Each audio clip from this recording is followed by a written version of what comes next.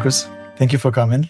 Thanks so much. I want to start with the start of your career. How did it all start? How did you become a cinematographer? I think when I started, I didn't know anybody in the film industry. I grew up in a small town in the south of Germany in the Black Forest. And I just kept doing some internships in production companies. And that's where I made friends of people who were like-minded, who wanted to shoot short films. We shot some short films.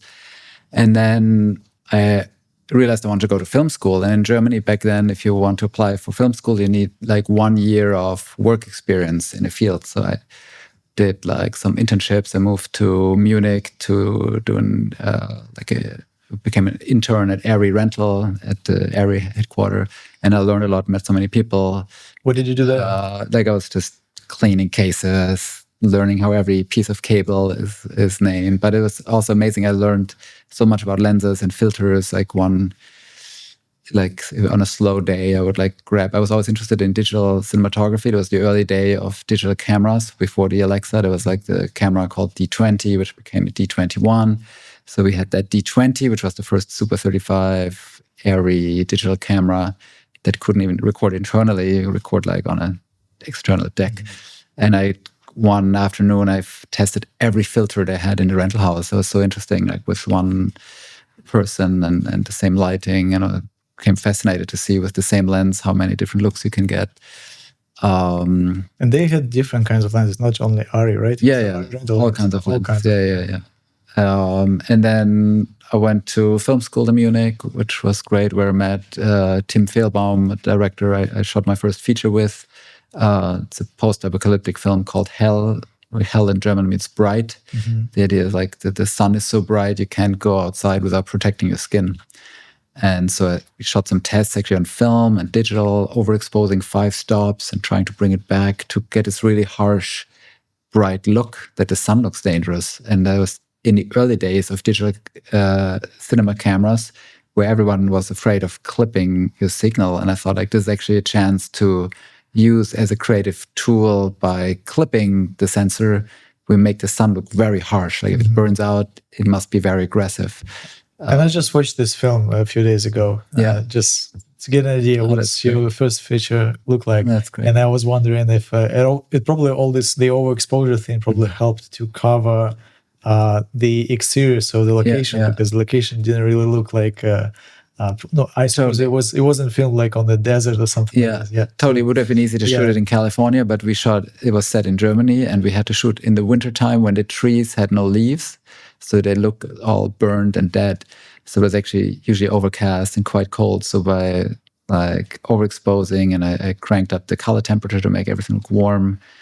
How did you get hard shadows? Hard shadows. Yeah, it's so overcast. This was a challenge. I learned a lot. I had to, like, in interiors, it was possible to light, but still it was our first feature, so we didn't have a big budget, so we didn't have too big sources, but I always try to keep the light level low enough that whatever source we have reads as the key sunlight, and that's hard light.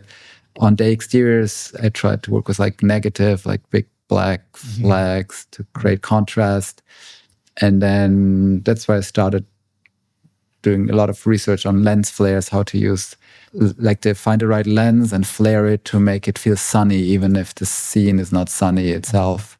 And like, you might know yourself, like if you overdo it and like you have an overcast scene and you ping the lens for flare, it looks like a bad visual effect comp. It doesn't feel right. Like, you have to find the right level that it feels it's justified by the scene. So I did a lot of testing of different lenses, which coating is the right thing. It also had to be lightweight for handheld, because some lenses, they just don't want to flare. Sometimes I see like people try to create a flare of a lens that's so heavily coated it does not want to flare. Like master anamorphics. And then when some lenses, then when you force them to flare, they don't flare nicely. It looks like some video ENG, news camera lens. So it's really important to cast the right lens for your story. Do you go back to your previous work and just to see like maybe old work, just to like for the first feature, do you go back to see like what did you do and what would you do differently? Like sometimes I do after it came out and you had a little bit of time, I look at it and I sometimes try also to get the director to watch it together, but usually directors cannot watch their work anymore. They have seen it so many times in editing, but maybe just at a certain scene and discuss like, hey, this worked quite well, and see the shortcut. Like sometimes it's a big process to get to a certain result, and like what can you learn to make things more efficient or faster, right? Like, do we really need to cover that whole scene, or is it basically a wide shot and 2 close-ups and then you could move on? Like, so did you overshoot the first feature, or? I think we tried to cover ourselves, and like, I think not in a traditional Hollywood sense, but we shot a lot of handheld. And I think that especially this director, Tim Philbaum, he likes to go for very authentic documentary styles. It's a lot of long takes, handheld. I think maybe be more surgical of the pieces we actually need, and to say like... because I see from the work that follow after, the look and the feel what you film is changing quite a bit. You shot I Origins, which is one of my favorite movies, and I really excited to talk a little bit about it. I Origins, it wasn't a big budget. It was about... No. Can you tell me about like, because I see that you like shooting, I suppose you prefer anamorphics over sphericals most of the time, yeah?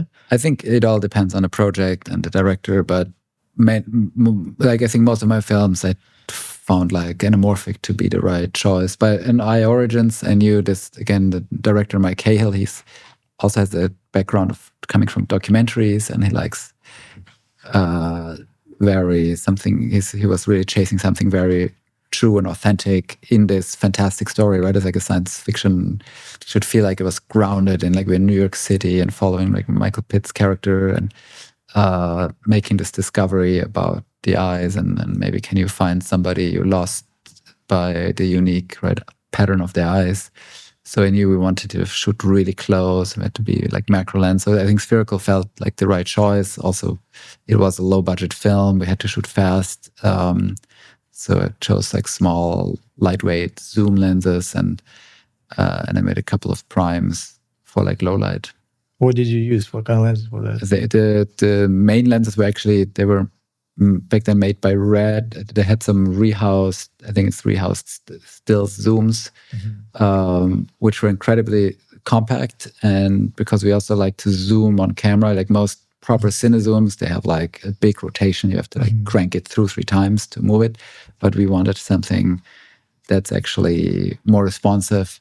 And those lenses also, because I tested them intensely, they react really nicely to light. They flare like in a way, you don't want a flare to be like eye candy and distracting, but something as you pan from a bright window to a dark corner, the lens reacts to the light in a scene. I always like that.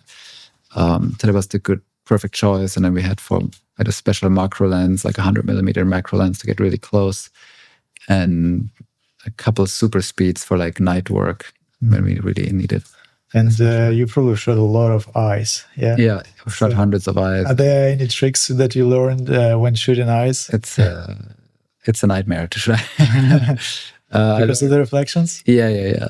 I mean, we tested so many tests early on, from like literally when Mike and I met for the first time doing tests, we put like a trash bin on our head and cut a hole into it to see, like, to cut out all the reflection. Like, you have to, the eye is like a perfect mirror, right? Like you have to get light into it, the light will reflect, so you have to be strategic where to put it. And I always find with eye lights, you need an eye light to make it look alive, right? Like I sometimes see movies where they artificially, on a close-up, they paint out the eye light. So there's like the source, and then the eye looks dead, right? Like you need some light.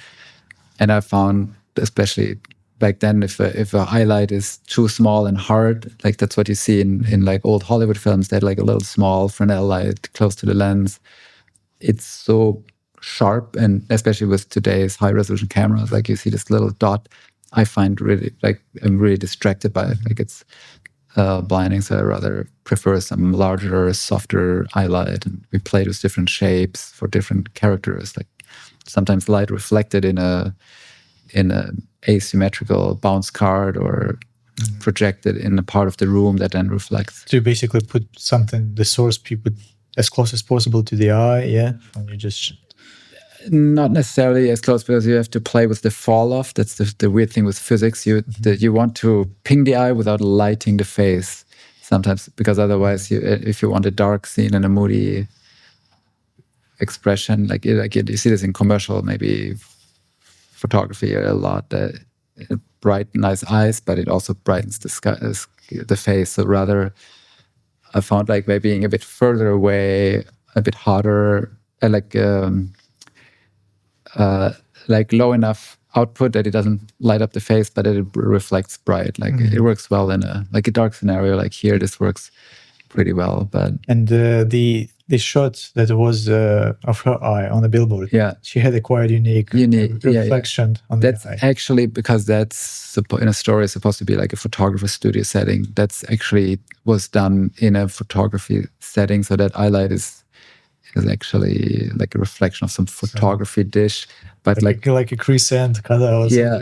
Like Mike was especially so looking for something that's quite unique and recognizable, so it ended up like, it looks like some half moon or something, which is actually the head of the photographer in front of the reflector dish. Wow, that's quite that's cool. So talking about that shot specifically, tell me the story behind this shot. When you do this crazy reveal, I suppose it's like a Technicran or something. The vertical shot, yeah. So it's like since the film is low budget, but that specific shot looks pretty expensive. Yeah. How did it all start? Was it from the beginning? Did you plan to spend money specifically on that shot? And what technically? How did you?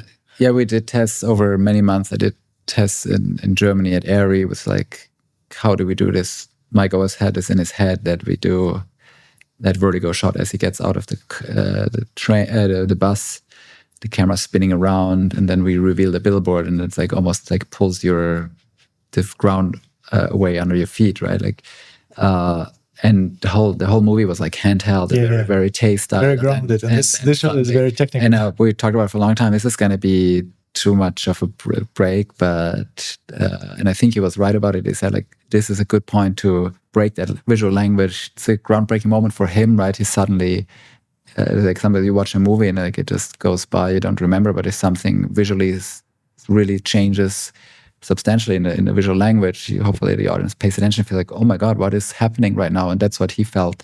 I think it was justified by what the character was going through, feeling, oh my God, what is this? Are these, because like our audience might not recognize the eyes, it's like two eyes, but by having such a strong visual cue like that double vertigo, it's actually a double vertigo shot, which I believe was done for the first time. Did you do 2 times, like zoom in, zoom out, and zoom in again? It's like so double. So we use the techno dolly. So we pre-programmed it in a warehouse because it's so time consuming. Practice it in a warehouse, and then on the day, because we didn't have much time, we set it up. We learned that we had to change all of the key points we planned because on that location it didn't quite line up with where the billboard was. So we had to quickly adapt. And then, so as it comes out of the bus, the camera pushes in and zooms out. That's the first one. It zooms out as it goes around, right? At first, and it's very subtle. It's just to indicate something magical is happening. So you can't hopefully pick up on what's happening, but the world shifts. And then the camera arcs around, and then is the big one. The camera pulls back and zooms in quite a bit. And what lens was that? That was I think it was an ARRI Allura zoom. What's the range? It's like 18 to... don't remember the long, 18 to 80 the range. So it's not a crazy long, but I feel like the longer you go, like in a vertigo, you feel it on the wide end. Because right, like vertigo shots, you see like, I mean, Hitchcock introduced it, and there's sometimes it's very obvious, and you push in, zoom out. It's almost like a stereotype, maybe comedic these days. Like, and I used it also once in a comedy moment, like on Red Notice. We did it with an anamorphic zoom, which is also very unique to do an anamorphic vertigo. But this was, I think, an interesting shot where it was truly justified by the story.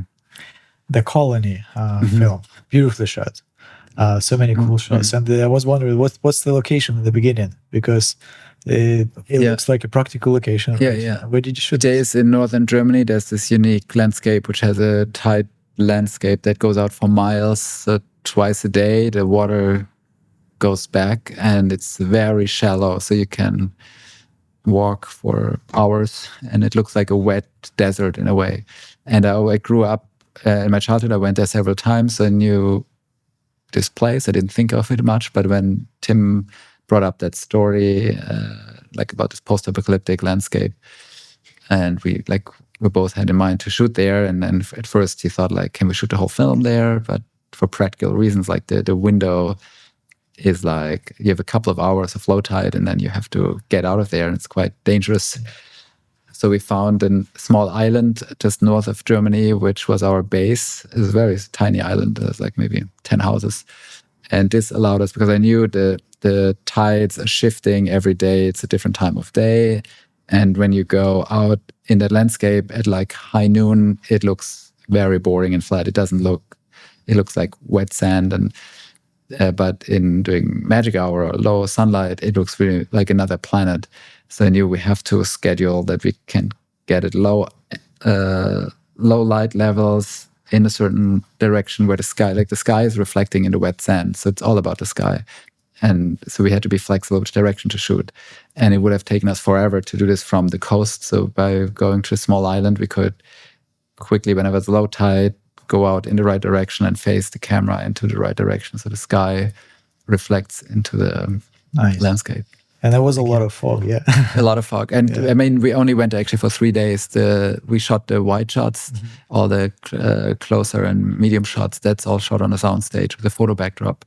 So on location scouts, I've photographed the sky and the landscape. And then I just I did tests doing pre-production in the office. I printed on an office printer a couple of skies on white paper, put a little, like a desk miniature setup with just wet sand, and put it behind, and had a like LED tube to backlight the backdrop to see which backdrop looks the most realistic in this miniature setup.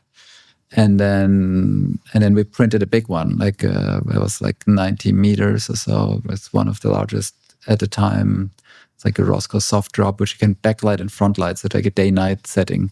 And I knew we had so many scenes and we could only afford to print one. It's quite a big deal.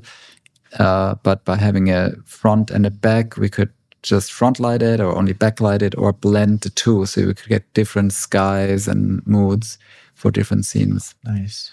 On this film, you mentioned that you worked with Ronin 4D. Oh, I think it was the Constellation. Constellation. Yeah. So you mentioned that you didn't have anamorphics small enough to fit this camera. Yeah. So right now there are some options that you can actually fit. It's interesting how many more options there are now. I think I did the math, every other week there's a new lens coming out, or a rehouse lens. And I think there's specialized tools like Ronin 4D, but we felt like Constellation, for example, that Apple TV show that said it, like we open up in space on the space station. I knew we had to shoot zero gravity. And we shot the majority of the show on like Panavision anamorphic lenses. But I knew testing the Ronin 4D, that's such a unique tool to be compact, to do zero gravity. And we couldn't fit our anamorphic lenses, so we had to shoot side by side, tests and charts to match in color timing the lenses and do some special treatment to make the quality of the image feel and the lens feel like an anamorphic lens. But now, like you mentioned, there's so many smaller options.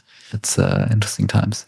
So how, I was wondering, like on the big projects, when you're trying to implement new tools, new equipment, because I know it used to be some gaffers, they get used to work with some specific units, like at first it was just tungsten and HMI, then there was some LEDs, so they get used to sky panels, and then you're trying to suggest them something else, but they resist it, I was wondering, how is it on the high end? Is it really hard to implement those type of new tools? I think you have to find the right collaborators who are interested in trying new tools, and also it doesn't make just sense to use a new tool just because it's new, but sometimes there is something that's offers a unique solution, and then you have to be open to try it. And I think I always found my key grips or gaffers, they were always usually interested to try out something new. Maybe they keep, for safety, they have their established tool on the side because they might think as a backup, what if it doesn't work? But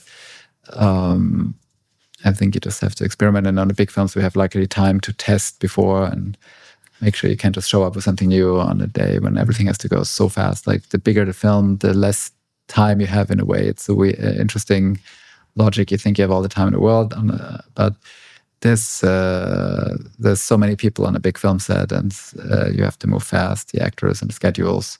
And usually the scenes are very, very complex with maybe the amount of interactive lighting and sometimes special effects and visual effects. So you have to, I think, as a cinematographer, work very fast and efficient to give the actor and the actors and the director time to shape the scene, right? I always want to keep my work as invisible and in the background as much as possible. So whatever technology allows us to make the technology invisible, the better, I think, for the actors to be immersed and not feel like, oh, now we have to cut and bring in flags or change the track because now this move is not possible, right? If you can shoot it handheld where you can move, do it handheld or some other tools. It really depends. Yeah. I'm asking because there are usually so many biases and they get used to work with some, like for instance, camera, and they don't trust any other cameras. Most of your work that you do, you shoot on red cameras, right? Yeah, for me, it's like I always choose a camera that I feel is the most flexible for, like sometimes you need a specific studio camera and then a smaller body. And like the Reds from the beginning, they try to be as compact as possible. And then you have all the options. You can shoot in different resolutions and different sensor factors. Like sometimes you want to mix spherical and anamorphic, or you're on a certain lens, it's not tight enough, but you could on the large 8K sensor, you can switch to whatever 6K and crop in. You're just that much tighter. You don't have to cut the scene and swap the lens and calibrate the motor, and that might destroy the energy in the scene and the actors in the middle of an emotional scene. You can just quickly change the setting and keep shooting, and nobody has. I think at the end of the day, this gives you the better scene than what maybe if you test purely for per pixel image quality. And these days, I think all the high-end cinema cameras, they're so good. It doesn't really matter. Like as long as you know how to expose for what you feel right in the scene, I think you can bend each of those cameras to look to whatever you want. Like I think it was a misconception early on that people think like, oh, this camera has that look and that camera has that look. I think if you just press record and play the media and think that's it, then maybe it has a look. But I think this is all manufacturer recommended, whatever LUTs they're using. So I always build my own LUTs with my colorist specific for the project. And at the end of the day, it doesn't matter that much what camera sensor feeds the signal. It's just a data collector. It's a data collector. Yeah. As long as it collects enough data, enough bitrate, colors, color depth and stuff like that, you can do whatever you want with it. And that's always, people also sometimes are afraid of size. They think maybe smaller cameras less professional, right? But times are changing. Like of course it has benefits to have a big camera and with cooling and all the accessories, but it's amazing how much, especially if you mix something, maybe you have a camera that sets the look, and then for specific cases you can use a really small body that you then color timing can match to the big one, but it allows you to get shots that otherwise you couldn't get, or they would take way more time and effort. Like why going through this just to have this massive lens on that big camera? If you can find a lens that has a look that's similar and you get a small Komodo, camera that you can match, and then just have that get shot, or the Ronin 4D. It's a scary time, so people might think, oh, you're used, like the grips are used to using big cranes and dollies, and then are we all going to shoot on a Ronin 4D and running around? It's all stabilized. But I think it's not that simple. Like same way that when Steadicam came up, people still using tracks and dollies and cranes for the right reasons, and it all has to make sense for the story. Yeah. Do you have to, again, because of the biases, because many people, like directors, they get used to seeing like dominant cameras on the market, and do you have to fight for the camera that you want to use? Do you have to convince people that this is the right tool for that? Or they just trust you as... Yeah. Usually, sometimes I do a side-by-side test if there's some new cameras out, and there used to be bigger differences, but I think now usually for me it's more about a lens, and we test different lenses. Like I know, like do we want like a 16mm look, and that's like maybe we don't want a full large format sensor, or maybe that's a consideration. But mainly it's about these days.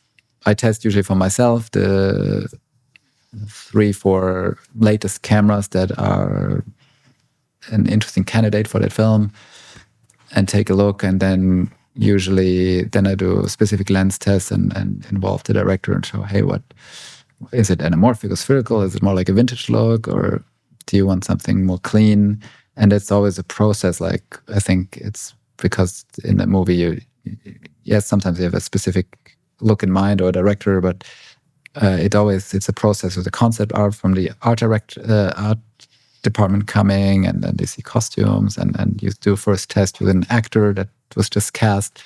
The look comes together. It's like piece by piece. It's like you shape it like out of clay. It's maybe some people say like, oh, I want to shoot this on IMAX, bam, right? Like, but I found it an interesting process to do maybe 2-3 tests, and it doesn't have to be crazy expensive. You just go either to rental house that supports you and has all the gear. You just shoot something there, bring someone in like the right type of hair and maybe a costume. And if you know you have a lot of night scenes with a candle, bring a candle and take a look how the lens and the camera react to that light, and see how that responds, or test film. Like on most of my recent projects, I also tested film. And on September 5, we shot a little bit on film, but the majority is shot on digital, even if it looks very film-like. But it's always great as a reference or as a conversation. Is it the right tool? In my world, I often have to have this conversation when the client or director, they want to shoot on Alexa just because they think it's the best camera. And I usually don't like that, because they basically decided before me, because I think it's my decision on what camera should be, and sometimes they start with the conversation that, can we shoot this on Alexa? I said, before we decide that, let's figure out maybe what you want to shoot, how you want to shoot, like what format and stuff like that. Sometimes, again, with those resolutions, like you shoot anamorphics, if you using the crop mode or something like this, the resolution is not there, where with red cameras you can actually get this higher resolution to do that. Talking about resolution, what do you think about what is IMAX certified? I mean, I think there's different terms. I think IMAX certified is officially by IMAX certified cameras. How is it different from what's the difference? I think there's you can say shot in IMAX, shot for IMAX, and I know there's IMAX certified cameras that I think they evaluate for them. I don't know the exact criteria. It's a certain resolution and quality and sensor size. It sounds like a gimmick, no? It doesn't sound like... Yeah, I think it's same like Netflix has some recommended cameras, like I think there's some, I think we know at a certain quality level, certain cameras, they would hold up on an IMAX screen. I understand that they say it is IMAX certified cameras that the production knows for sure this will look up to their standards. I think that's... When the 8K helium sensor came out, everyone was complaining that we don't need too much resolution, But if you think about it, isn't it 8K helium sensor is already kind of pre-certified for IMAX because it has higher resolutions that everyone's going for right now, right? I mean, I don't know the exact metrics, or maybe they also change it over time because the camera's getting better. It's an IMAX, maybe it's not all about resolution, but of course you don't want a soft image on a massive screen. You need a minimum resolution. It's not that they project in 8K, right? It's digital projection is like 4K projector or like two even 4K for the IMAX, projectors. As far as I know, I think it's like two 4K projectors. Is your approach when filming projects different when it's going for theater or for streaming? I don't make a difference. I always shoot I feel like I would watch a movie either in a dark movie theater or in a dark home theater on hopefully a big screen. Like I always feel like there's only one language of cinema, if you ask me, and it does make a difference if you go for IMAX, where the format of the screen is definitely different. It's like more like a 4:3 aspect ratio, and luckily these days, I know when I started making films, we still had to do pan and scan versions and, crop the image for 16:9 and maybe sometimes even 4:3. And luckily these days are gone, that most studios realized like we can, even a widescreen 240, you can show in an airplane, it looks great.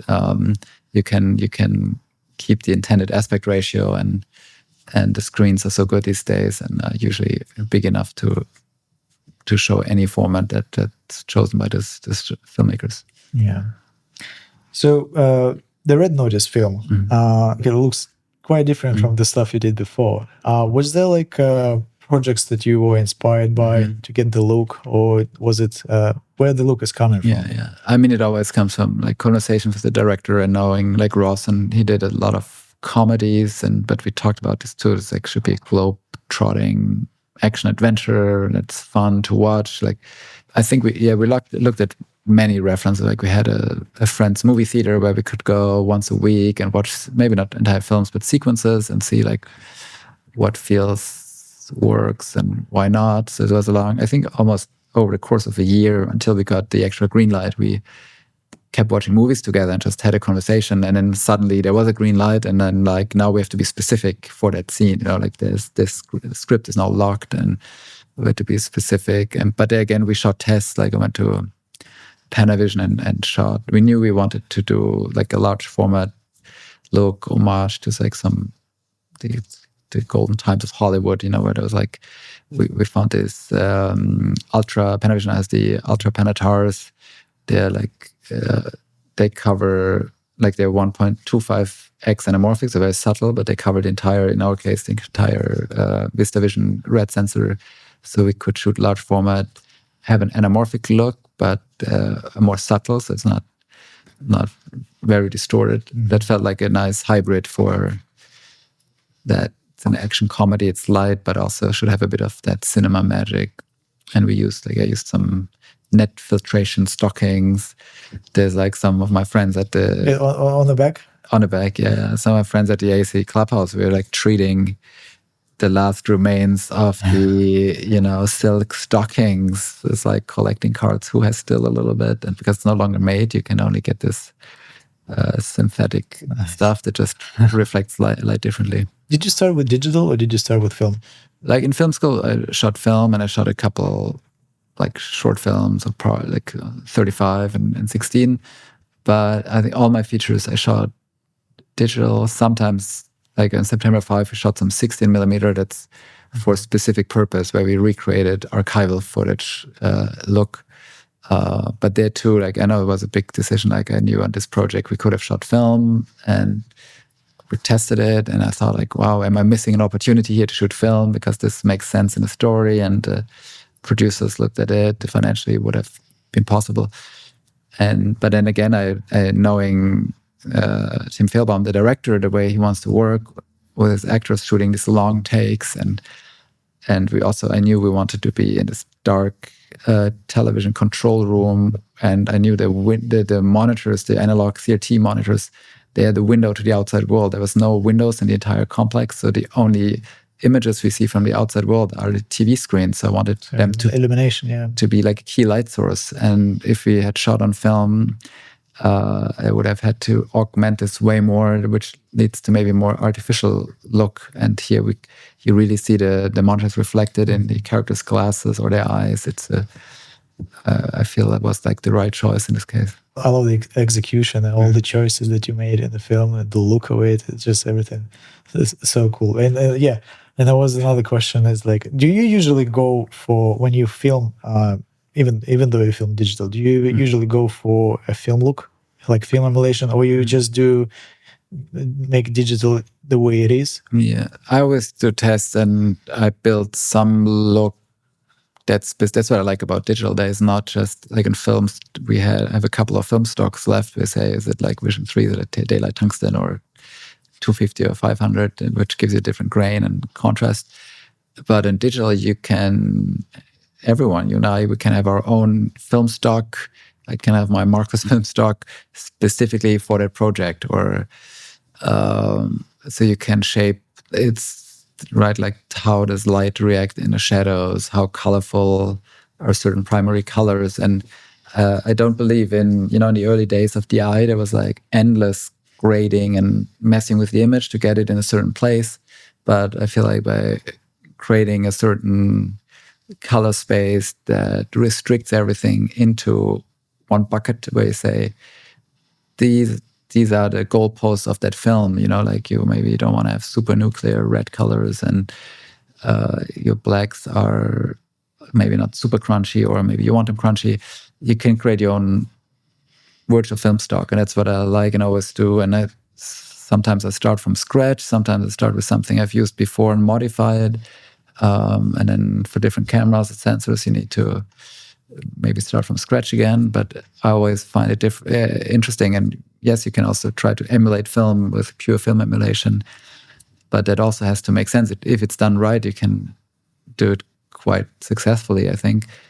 But it also has to make sense, and it could also maybe just shoot film, or and sometimes it feels, maybe I had this in some cases where I felt like this feels too nostalgic in a way. Is that you need this, I like this hybrid of a presence that it feels like, wow, it is really happening right now, but in a cinematic universe, right? It's not a documentary. It's not like if you watch a film and you're not sure, am I watching the behind the scenes now, or is it a clip from the film? I think that's distracting to the audience. You want them to, it's all about suspension of disbelief. You go into a movie theater or wherever you watch your film, and subconsciously, there's a story being told. You want to feel after watching 2-3 shots, you're in good hands. The storytellers, you can relax and enjoy the movie. You're in good hands, and this all has to do with the texture of the film, the way you move the camera.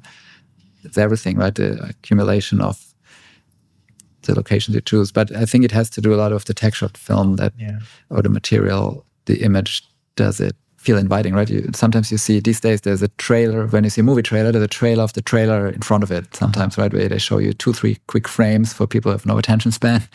And then the trailer starts. And in those couple of frames, you immediately can tell, subconsciously, like, oh, this is something I want to see, or this feels maybe cheap or not classy, or whatever it is. And it's hard to put your finger on what it is, but it's usually the texture of it's the lighting, but you need the right lighting, the right lenses, the right texture to make something feel cinematic. It's when people talk about what is the film look, right? Like there's no such thing as one film look, and it's also an evolution over the course of cinema and going into the future. Maybe new generations, they don't need to see 24 frames or whatever it is. But there's something, I think, common ground where I feel most audiences will watch this and say this.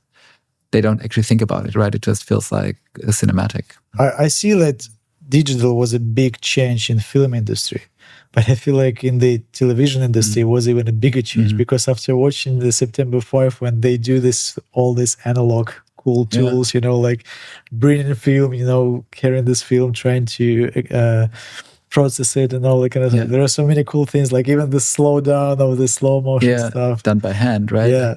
It was so important for Tim Fehlbaum to actually also educate the audience of the process and what it takes. Like everything that takes for granted right now, but it's the way it was. I remember from my early days, I did an internship I saw some TV stations from the inside, and it's in a way, it's easier today, but it's still the same steps. Like there's still somebody making a title. Yes, you don't, in September 5, you see they make a title on like a blackboard with magnetic letters by hand, and then it gets filmed off with a black and white camera, and it comes out of a computer, but it's still the same. This feed is on a monitor, somebody overlays it, and yes, we don't need to, they shot on 16mm film. They had a lab on site in the Olympic Village, which I think was shared by all the TV stations there. And they could quickly develop film within 15-20 minutes, put it in a telecine, and which is technically like an analog camera filming of the film, and broadcast it live or put it on tape. And it was what's interesting, mind-boggling, that there was no hard drives. You could not store, like you had some tape, but maybe that's a big change. Or nowadays we can live stream straight from our phones. And if you see the way it's done right now, comparing the way it was back then, it's insane. It's a big change. Big change, yeah. What do you think about shooting films in chronological order? Have you had experience shooting the film in chronological order? I think unfortunately, I never had the luxury of shooting in chronological. You always go into it, you try as much as possible, but the first meeting with the ADs and the scheduling, it's usually, okay, there's so many reasons why something has to be shot out of order. At least you try to shoot certain sequences, but in my experience, it never works out. Like, you have to really have a director who fights for it, and there's always a good reason where I understand, like, yeah, we could shoot now in order, but it cost us 2 shooting days. I've always wanted to shoot in chronological order, and every time, even though we plan and try, usually for the same reasons, you start planning and it's like, oh, this goes, we have to do this scene, maybe that, and then you start mixing it up, and it just still doesn't go. And that's, I think, why pre-production is so important, that you know when you jump in on day 50 or 61, you know exactly where you're in a story, what comes before, what comes after, even if you haven't established that yet, like maybe especially with lighting, you're in a location you have maybe multiple times, and you want to give it different looks, that you have the right look for a specific scene, and don't waste it in the wrong moment. At the same time, I think it's quite an interesting experience to shoot something in chronological order when the movie gets discovered with actors, with you, with everyone, the way it flows, maybe changing the direction as you film. That's, I would love to do that. Maybe one day it works out. So let's talk about your platform, CineFlare. Can you tell me the way, the mechanics, how you test it? How's it done? So actually, with what I talked about earlier, my first film, Hell, that's where I discovered the importance of like casting the right lens, like almost like you find the right actor or something. The lens is so important. It's like the eye of the story, right? Like, and finding a lens, like what is a lens, right? If you have a computer generated image, there's no lens by nature. You just have a replication of the scene with no aberrations. But I think we are used to watching a story photographed, right? That's what cinematography is about. You're photographing, you're capturing a real world 3-dimensional image in 2D. You're compressing usually a high contrast scene onto something more low contrast. And it's always interpreted through a lens. Like, the lens has aberration, distortion.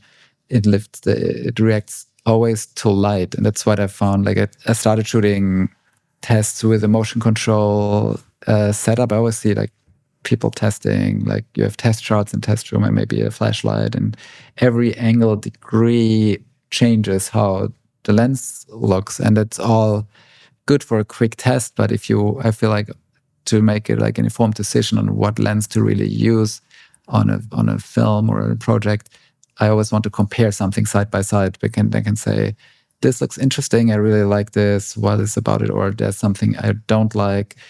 And you only might realize when you see it side by side. So I started shooting with motion control in a black void, where we have the same calibrated light source, the same camera, the same photometrics. It's like a... And is it motion control for the light or for the camera? For the camera. We tested once to move the light, but it's way more controlled and precise to move the camera. And what's important is that you always use... Like, I looked at many tests online, which are amazing, and with a big effort. Some people shot tests of like 5, 6, 7, or 10 lens sets, but then it's a capsule in time. Like, when there's like 2 years later, there's new lenses coming out. You want to compare them to what you shot back then. You don't have the same room, the same model. So that's why I found that's how it started with that CineFlare's database. I started by what is the purest form of photography? It sounds very philosophical. It's purely photographing light hitting a lens, and how does the lens react to that light. Some lenses have such high-end coating and a design to be invisible that there's almost no reaction, and some lenses show some crazy patterns that might be useful as a storytelling tool or distracting in another sense. So I started testing this over like 10 years for myself, and in film school with some friends, we built like an early version that would only run on my laptop. And then I think during COVID lockdown, when I had time and all the rental houses had so much gear on the shelves, I said, like, maybe it's the right time to redo this, and better now that I know what I've learned how to test lenses, and I found programmers. I'm no programmer. We have a great team of programmers to build a proper web app, and we're also working on a proper app that's coming soon, so you can compare on your phone or your computer lenses, and maybe I can show you some. It's interesting how the lockdown enabled so many different ventures and businesses. Yeah. When you don't have time before, and then finally you have time for something that you always wanted to do. Yeah, right. Is it writing or? I wonder, since you tested so many different lenses, and you see the flares, the way they perform.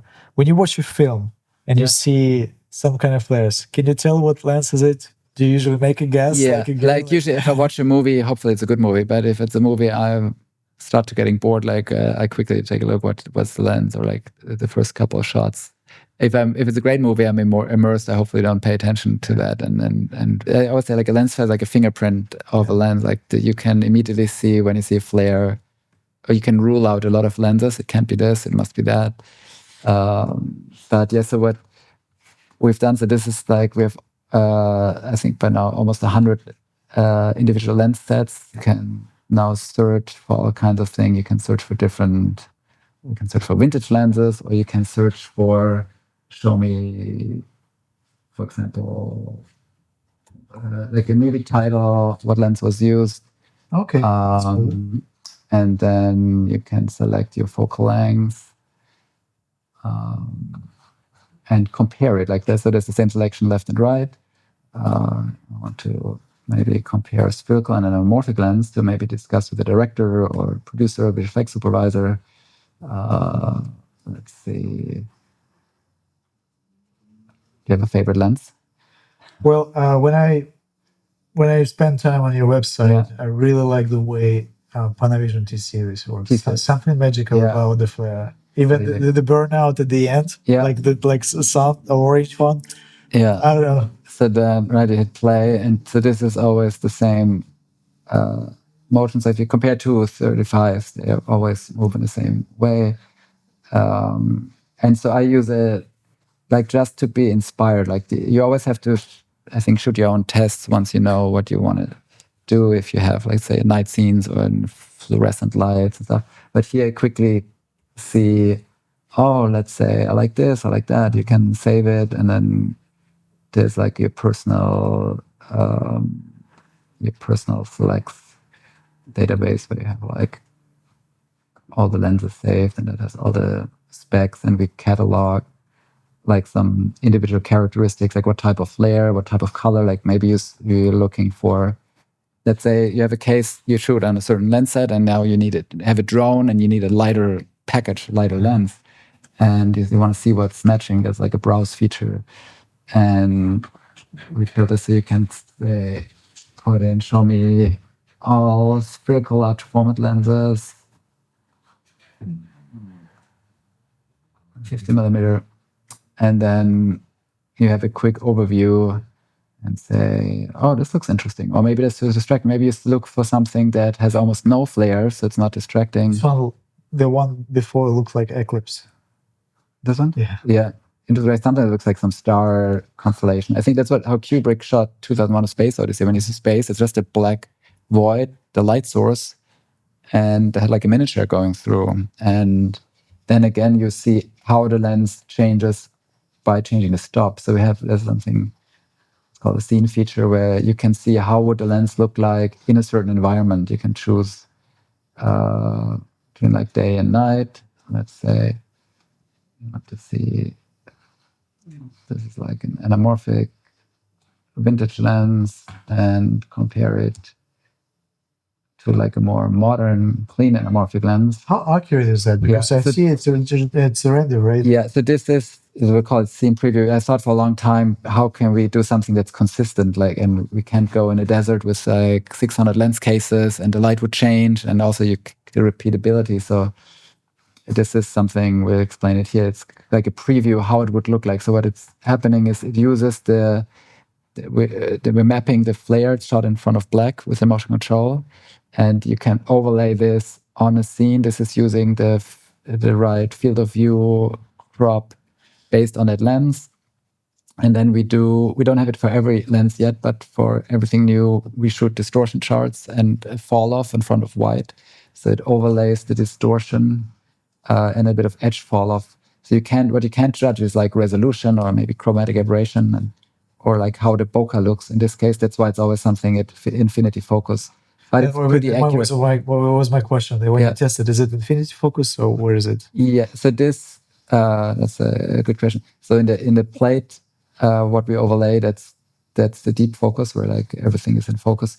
The flare, because our setup is like I thought about it for a long time. Would we shoot it as infinity? But I thought I would want to see the flare. The flare changes slightly with the focus. Sometimes it's big, but usually it's subtle. And the size of changes as well, right? Yeah. So we mimic everything. Was when I came up with this was inspired by the sun. How would if we say it's a daylight source, the sun is at infinity, but my focus is usually not at infinity, right? But we shoot most of the time. We shoot humans. Yeah. We shoot maybe is it 4 feet, 5 feet distance.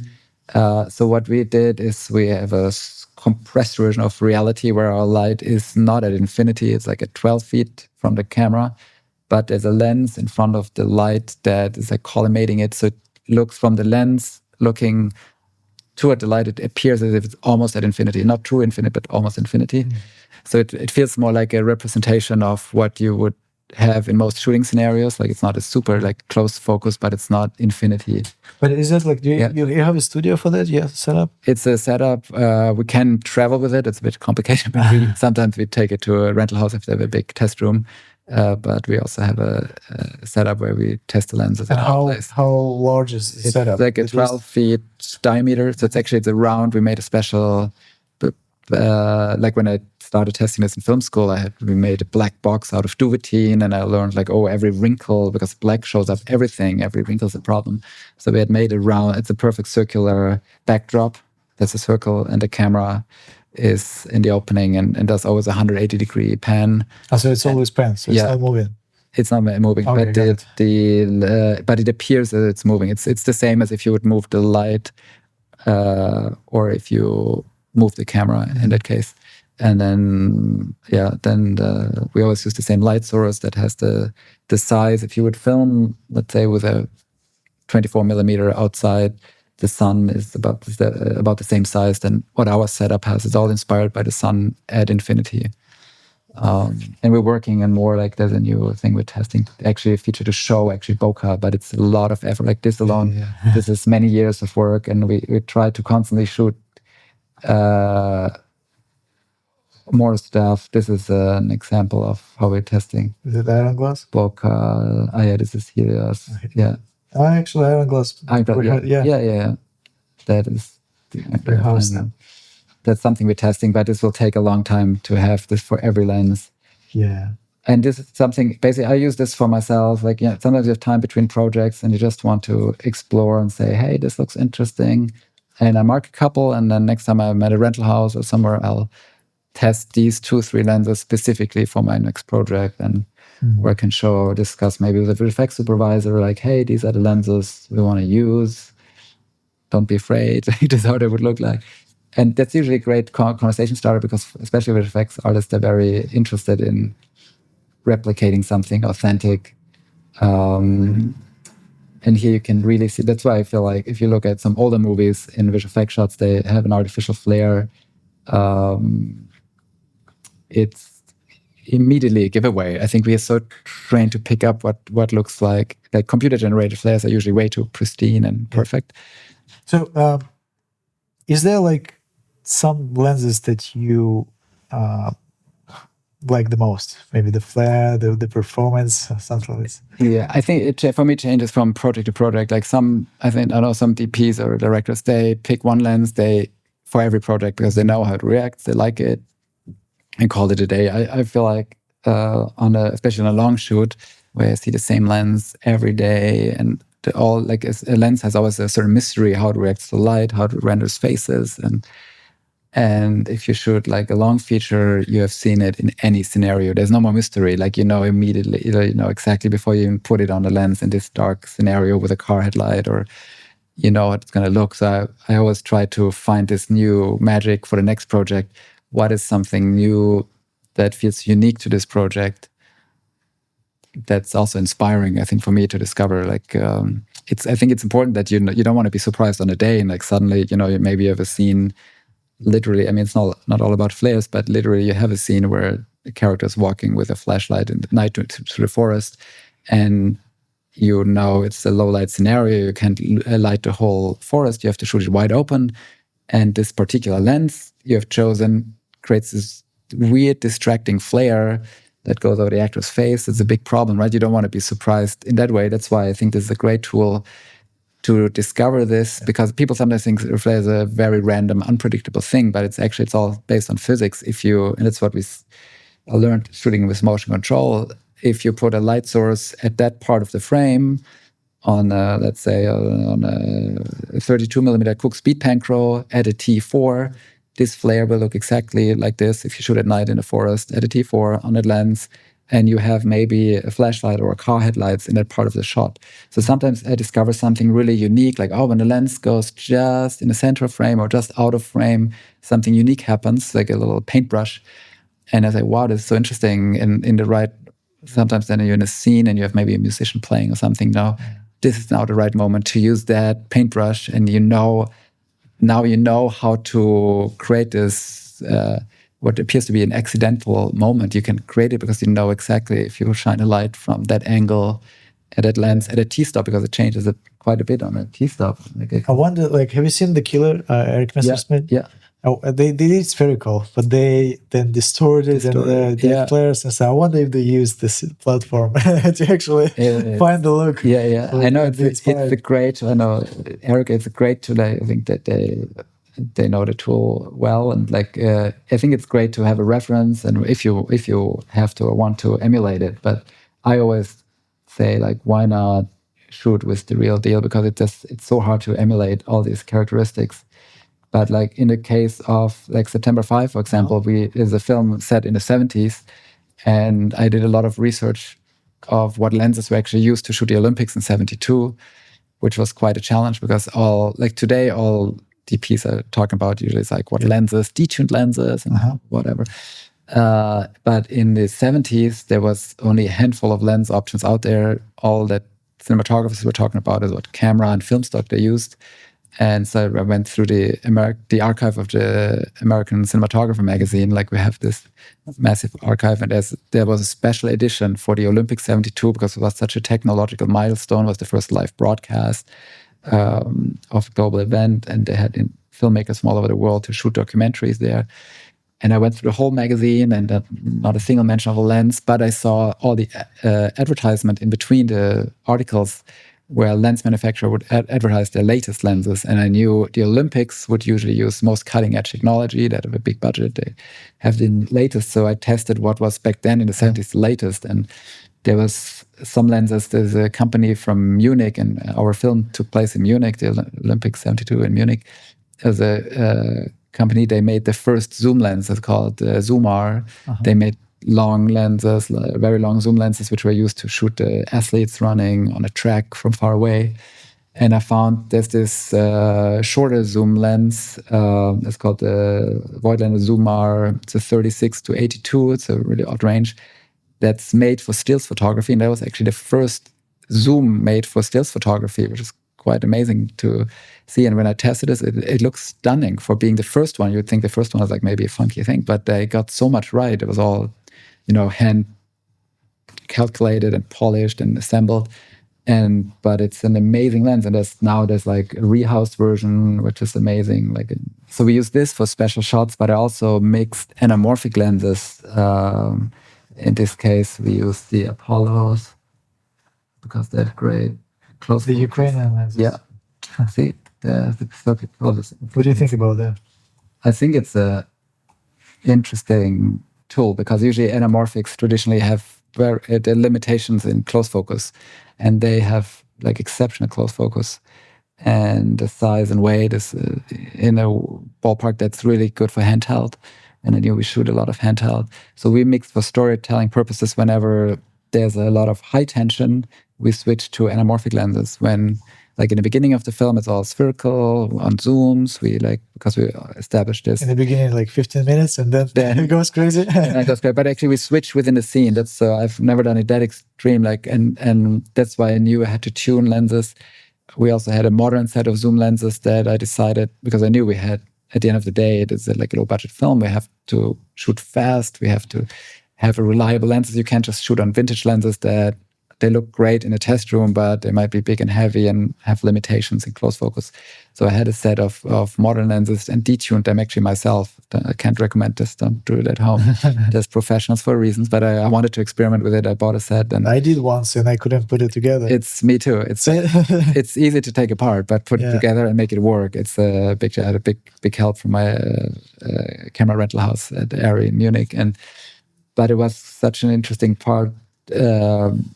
To be bold and try something. I felt this is the right film. And then like you can compare whatever the zoom. And then from all the anamorphic lenses, the Apollo get the closest focus? I mean, there's some dedicated macro anamorphics, individual. Cool. But from as far as I know Panavision has some specific designed close focus sets, but it's usually not every set is like this. There's some specific ones. And the look is quite interesting. It's quite interesting, yeah. And usually, people see a blue anamorphic streak flare and you associate it maybe with sci-fi. And so in the case of September 5, I wanted to avoid actually flare on the anamorphic lenses. I wanted to use the quality of the bokeh, how the tension creates tension in the image, that you feel the tension in the room by having the vertical bokeh stretched. But I didn't want to have anamorphic flares because I thought it would feel wrong in that context. And that's why we mixed spherical and anamorphic. What do you think, what makes lens expensive these days? Because it's an interesting topic, and I can talk on this topic for hours, because it used to be my expensive lens is the lens that has like highest performance, the sharpest, the cleanest, no chromatic aberrations. I understand why it's expensive when you're trying to get the highest performance. But nowadays, when everyone's pretty much going for flaws, for like interesting look, all that kind of stuff, I was wondering what right now makes lens that expensive, and what do you and to add to this question, what do you think about this like wave of new affordable lenses that cost again affordable, cheap lenses sometimes, but they have sometimes the flaws that many look in the vintage glass, but they don't cost as much as those. So it's a complicated question, but what do you think about I mean, I think it's exciting times for us as filmmakers to have so many choices, right? You can choose from really affordable, but like when I started making films, you could only rent a cinema lens, right? It was way too expensive to buy for an individual. To have that many options is great, but you have a good point that it used to be the most cleanest, precise, calculated glass was the most expensive, and now I feel like the cheaper options are usually fairly clean and lack character, and it actually takes a lot of time and effort for a new lens to have character, right? Like whatever that means for different people. So I think, everything. I don't know the business economics of why. Sometimes depends where they manufacture, but there's always some sort of compromise. It's amazing for young filmmakers. You can shoot on, you can buy an anamorphic lens. It is a anamorphic lens. Is it gonna look like the lens that was used to shoot Blade Runner? No, but does it look similar enough? Maybe for your case, yes. Will it hold up on if you have a big $100 million shoot with a couple hundred people crew and the actors in a tight schedule, and you have to shoot and it has to work, the focus marks have to be super precise in a perfect emotional performance, and now the focus was off or the mechanics doesn't work. That's a risk I think you cannot take in certain things, but if you're alone by yourself, you can shoot with that and experiment, and if it doesn't work, you can fix it or work around, so you can get maybe a lot of creativity to explore. Does it hold up on a big film? You have to really test. Usually, I think the mechanical tolerances are not there. They just don't have the focus markings are not like on a professional lens. They're engraved per serial number. It takes a lot of time. And then like the kind of coatings or lens elements I use, right? As far as I know, like the lens, there can be there's very cheap glass and there's very expensive glass, like 10 times, 100 times more expensive. It looks maybe at first glance the same, but it does have a different optical quality. And like a lot of the glass, I think filmmakers respond to that has a unique quality that you can't even manufacture today. It has like radioactive elements or some lead that's you're no longer allowed to use for like safety reasons. I think it's an exciting time. It's crazy that there's so many options. That's actually why I started this project, because you can, I think some filmmakers get lost in the flood and then you just stick to what you know. But I think it's interesting to just explore and maybe mix. That's what I learned to do more and more. When I started making films, I chose one lens set that's for the whole film. But I realized if it makes sense for the story and they can afford to maybe carry 2 lens sets or have one main lens sets and 2-3 specific focal lengths of something else to differentiate looks, right? And maybe you have a flashback or you cut to a different time period in that film and suddenly you can use a different visual language because you change your lenses. I think that's such a interesting tool. Correct me if I'm wrong. There are K35 lenses and they're crazy expensive. And I don't understand why. It's just a hype, or is it something special about it? Because there are so many, like Dune 2 proved that you can get incredible images with a very cheap glass. And again, it was you could buy again even this the iron glass skyrocketed in the price after Dune. But again, like if I look at K35, I see it's a nice lens, but I don't see why would it cost that much, because there are so many, to my opinion, there are so many way more affordable options that can give you a pretty close look if you look at the imperfections and if you look at that. So I think it's all in the eyes of, I know early on when that whole trend started with vintage lenses and rehoused vintage lenses, I think the K35 stood out first, and that's what everybody wanted to have. And I think there's not that many sets in good condition. I know there's some, like I saw this too, when you compare, that's the thing where if you compare 2 lenses, how they flare, if you just like on Cineflares, just compare the flare, and they flare exactly the same, it's exactly the same glass. So sometimes you find a lens manufacturer is using or certain elements, or is using this exactly the same lens rehoused to fill a gap in a certain lens set. You can really see by looking at the flares. Sometimes you might see maybe, Canon FDs can look very similar. Some focal lengths look very similar to K35s. I remember when I bought Vespid zooms, the picto zooms, and I was impressed. Because the lens is really cheap, but what it gives you, it gives you very interesting optical quality, because they didn't go in the route to get the cleanest glass. They actually went the opposite direction, distortions, chromatic aberrations, but there is something like, I don't know, the skin is so soft, like there is a diffusion filter or something. I was like, wow, it's an interesting approach. The mechanics were good. And then I bought Vespid primes, and at that time I remember I had ultra primes set, and I bought Vespid primes. And I remember every time I had to film something, I could use any lenses from my rental house. I remember I was gravitating towards Vespids because the way they look. I don't know, something about that I like. The way they render the image, they're not super perfect and clinical. They have this softness to them.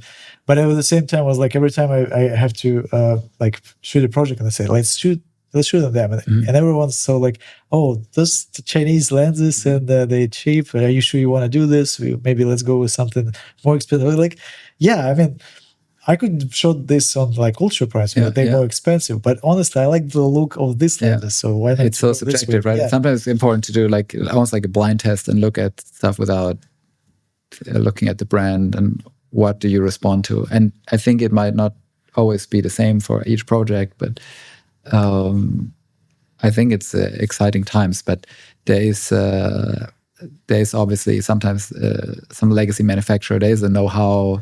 I think now that I think there's this computer, like all lenses are computer designed. Like the calculations are made. You put your specs in a software, and you're right. You spits out the thing. Sometimes I feel like, is it more important to you that this lens has 0 aberrations and is this big and costs a fortune, or is it maybe more important that it's small and light and flexible and it has some aberrations which you actually find pleasing, and that allows also the company to make them way cheaper and faster. The lens design happens on a computer these days, so I think that's why maybe and there's only that many types of glass you can get today.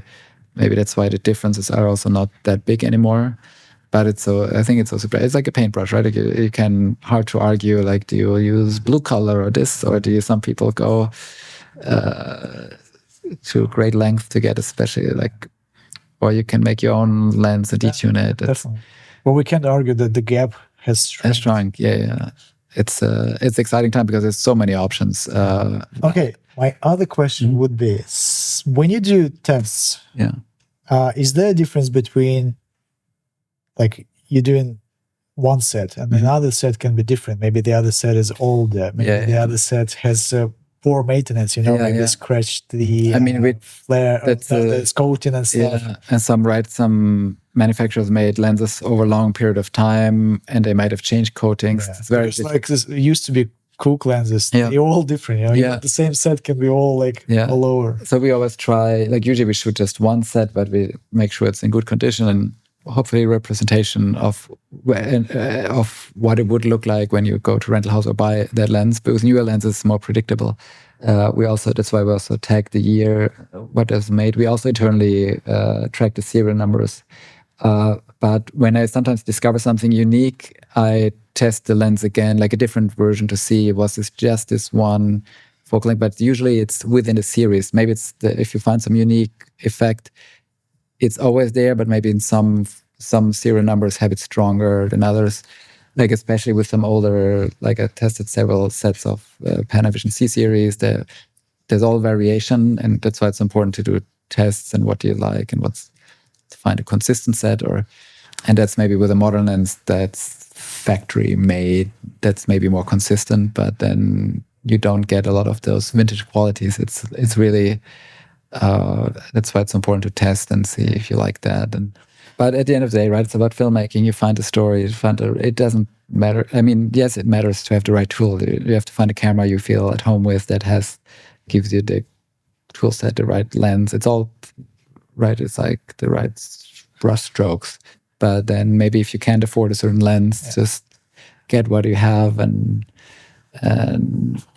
make the best out of it. Maybe something interesting comes out of it. Like back maybe in my first film, if I could have afforded anamorphic lens, I probably would have used. What did you use? And that was on Hell. We used those rehoused photo zooms. I think they're red zooms. But that created a really unique look and an authenticity that it felt so immediate that it was spherical. I think if it would have been shot anamorphic, it might have felt more movie, like more heightened artificial narrative. I think that made it so scary that it felt so immediate and like independent, the independent film vibe.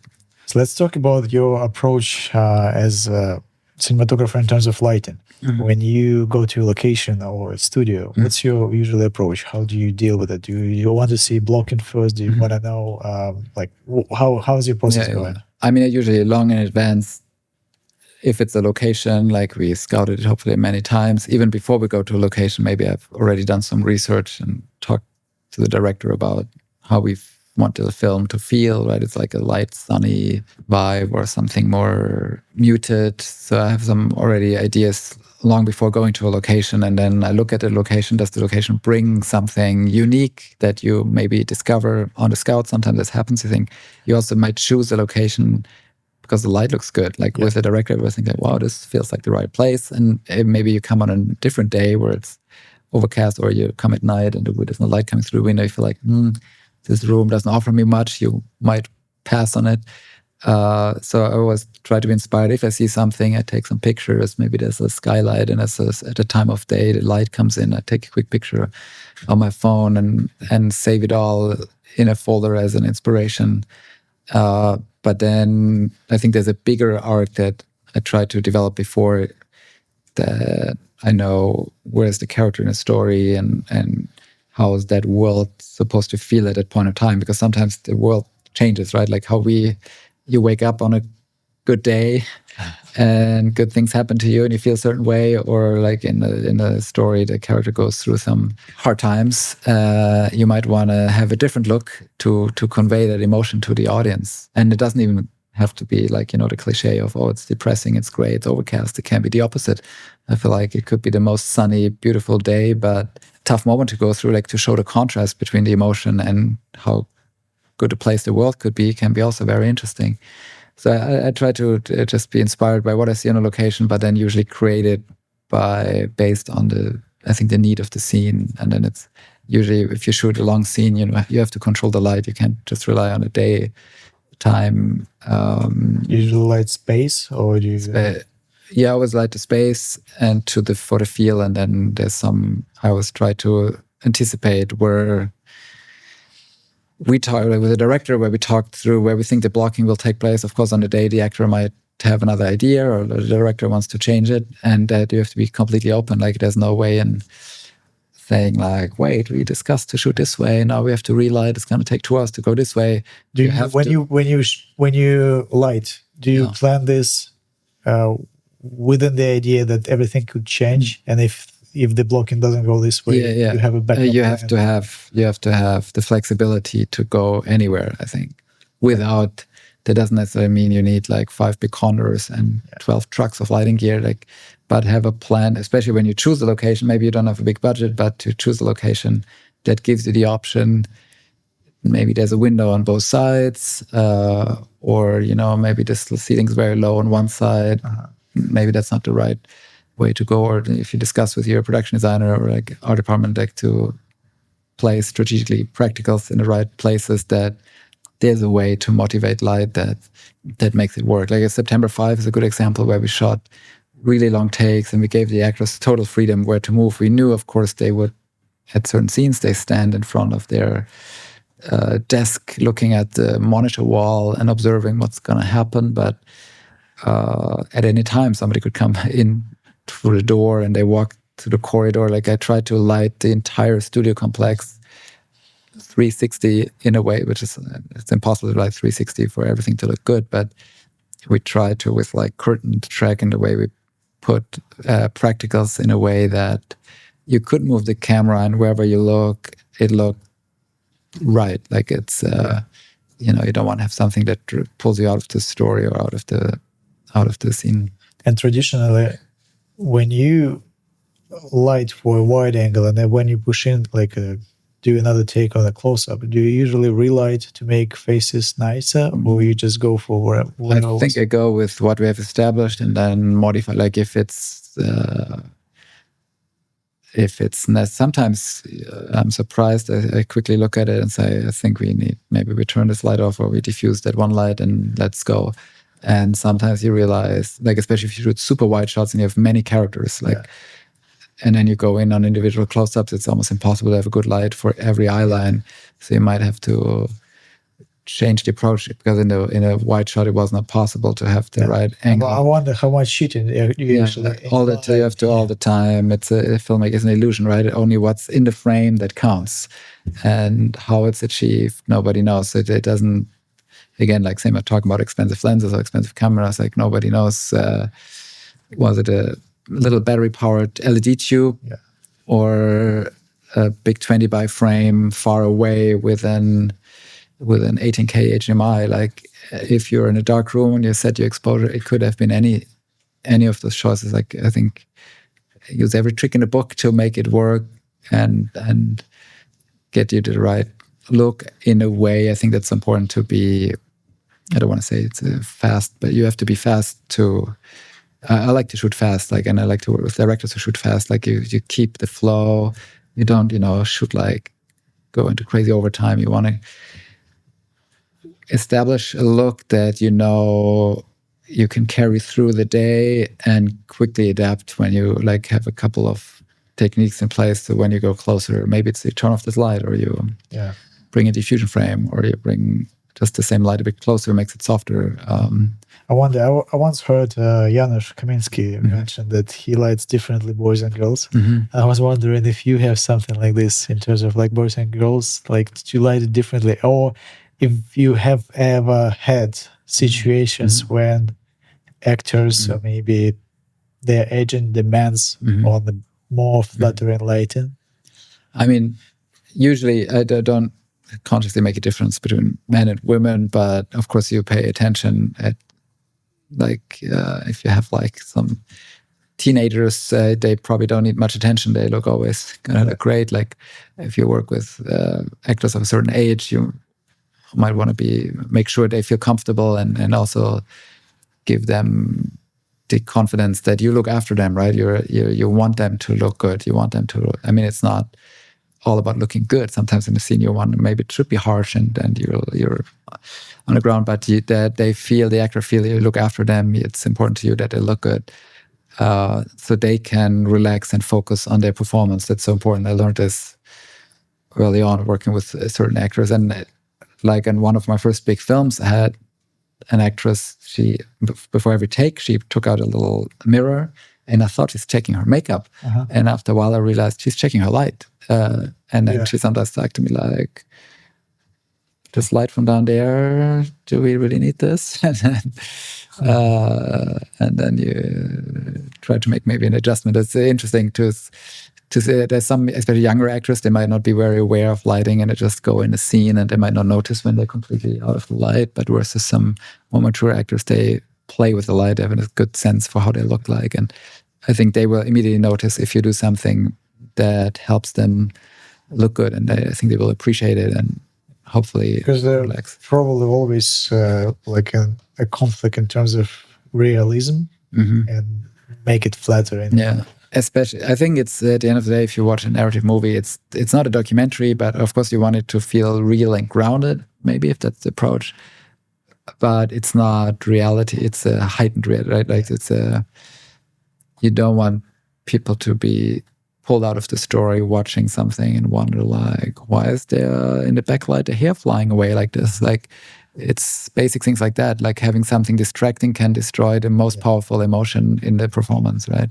I think it's important to create that safe space for the actors to forget about the lighting, forget about the camera, and but take care of them.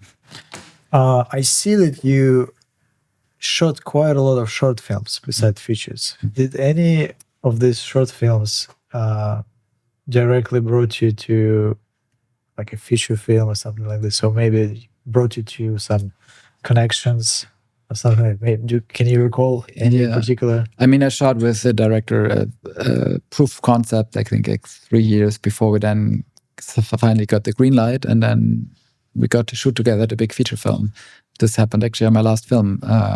We did a small 1 or 2 day shoot to experiment and learn, and then he showed this to a studio and polished the script, and then years later, what film? When all the stars align. It's not out yet. I can't tell, but next time we see each other. Is the shot out? Oh no, no, that was like an internal thing, but like good question. Short I shot.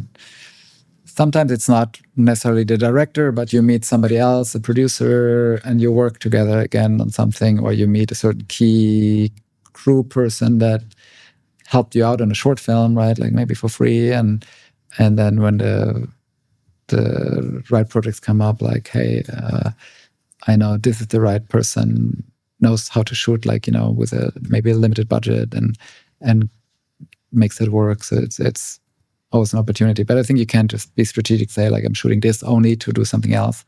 You should only shoot it if also that project brings you something you're interested in. Like, only shoot something you feel you're creatively interested.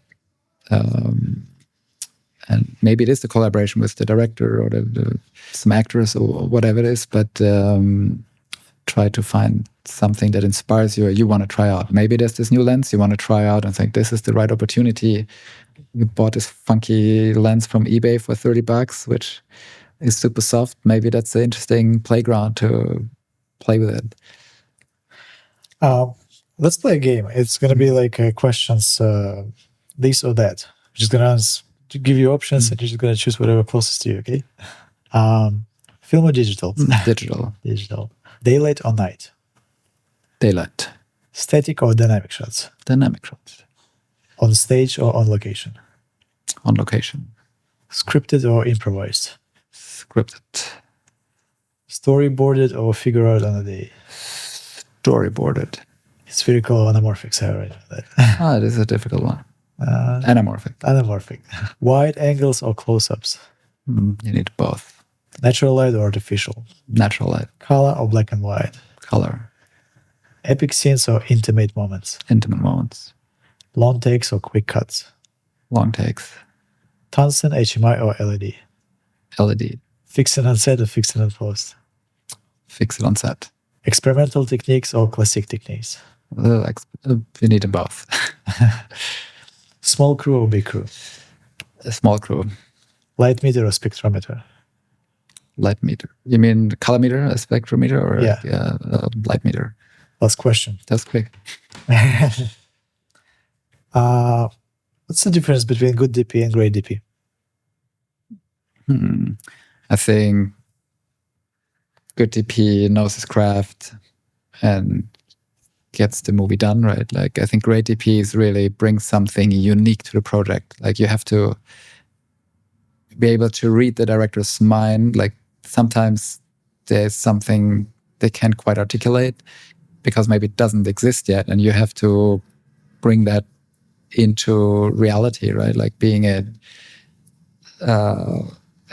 the right lighting or the finding the right tone in the shot. Like, I think a great DP, I think, helps the director to bring the best version or possible to the screen, like in a collaborative way, without getting in the way with technology and stuff. Like, some directors are maybe more interested in the details, but I always find, like, read the room. Like, you talk about the story, what's really important. So some directors want to just talk about what's emotionally important, and you find you offer up ideas. At the end of the day, there's only, like, it's not filmmaking by committee. I believe in.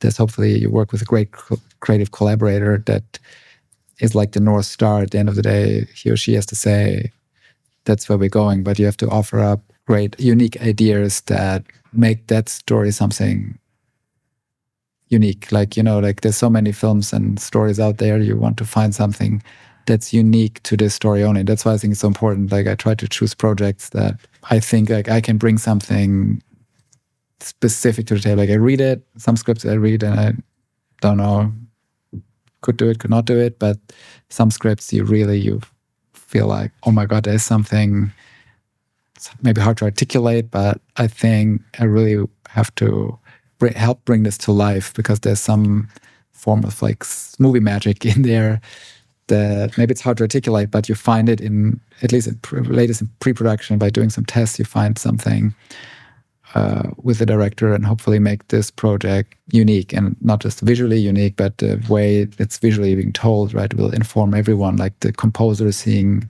the shots or the editor seeing the shots, that will all inform how the film comes out. Well, it was fun. Thanks you for coming. Good talking to you. Pleasure. Thank you so much. Thanks for having me.